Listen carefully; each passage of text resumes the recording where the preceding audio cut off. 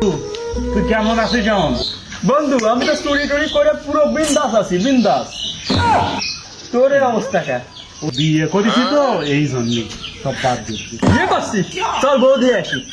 চল বাড়ি ঠিক করলাম। চল বন্ধু, এই যে তোর বৌদি।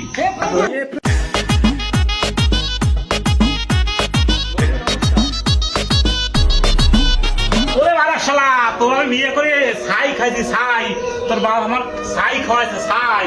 তোর কি করবো? তুই খালি এই যে জোড়া ফুলে বসে থাক, বাপ পর্যন্ত জানতে পারিস নি। তোর দিয়ে কি করবো ক শালা? ওই যে সাজিয়া গুজিয়ে যে গয়না একটু দেশে কয়বারই ওই নিয়েই বসে থাকে। আমি যে কি ছাই খাইছি রে, তোর বাবা আমার এত ছাই খাওয়াইছে শালা। তোর মতন ভরা ভরা বিয়ে করে আমি মরিছি। আল্লাহর কি যে জীবনে ভুল করেছি। হ্যাঁ, ও তো চুরি করাও ভালো ছিল আমার। সারা জীবন চুরি করে খেলেও ভালো ছিল তোর না বিয়ে করে।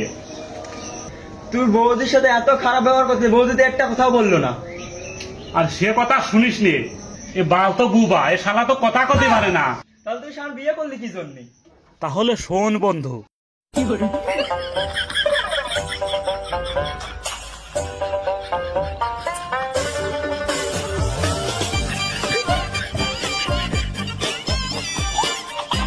বাপু, ছাগল চত্বর যেহেতু ধরাই পড়েছে, আর মারা ধরা করার দরকার নাই, তাহলে পুলিশই দিয়ে দিই। বাপু, আমার তো একটা কথা ছিল। তাও তোমার কথা। বাপু, পুলিশ টুলিশে দেওয়ার দরকার নেই। আমার একটা মেয়ে আছে বুঝছো, তা দেখো মেয়েটা দেখো আমার পছন্দ হয়েছে, চোরটার দেখো বিয়ের সাথে দিয়ে দিতে পারো নাই। এসো, তুমি কি বিয়ে করতে পারো? তাহলে মেয়েটা একটু দেখবো না, বিয়ে যখন দেওয়া আসছে না ধরলে তো হয় না। তুই কয় মেয়ে ডাক দাও। মা কাকলি এইদিকায় বসো। জামাই করছি, জামাই দেখো আমার মেয়েটা।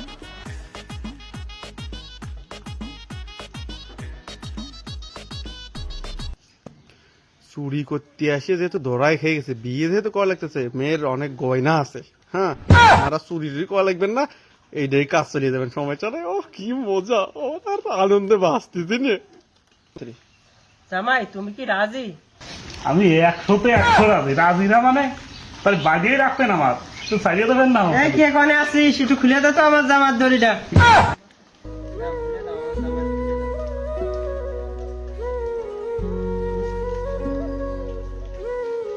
তুই যে গল্প শোনালি, আমি আর বিয়ে করতেছি না, তুই থাক, আমি চললাম। যা যা যা।